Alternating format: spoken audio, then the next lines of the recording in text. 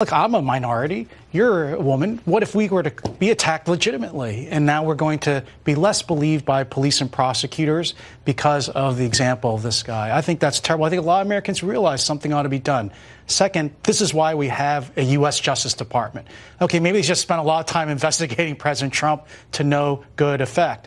But now they actually exist to make sure there is no corruption going on in state government.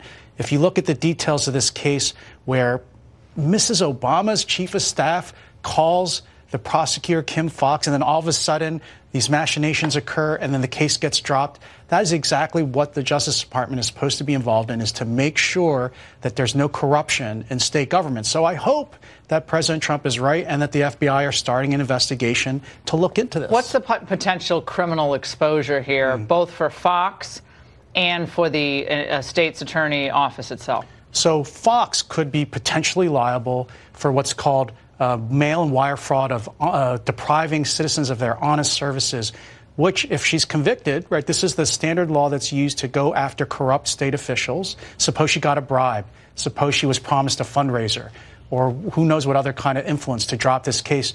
The maximum sentence is 20 years in prison. Why do you think Rahm Emanuel took that turn? This takes a conspiratorial mindset. Yeah. I'm not sure if I have the right one, but Chicago politics, these are all people who are interconnected. They all worked in the Obama administration or are working for the Obamas now and for Chicago city officials. Doesn't it look like there's some kind of pressure or deal being made to make this all go away? It's very also Smollett himself. Does he have any exposure under federal criminal law?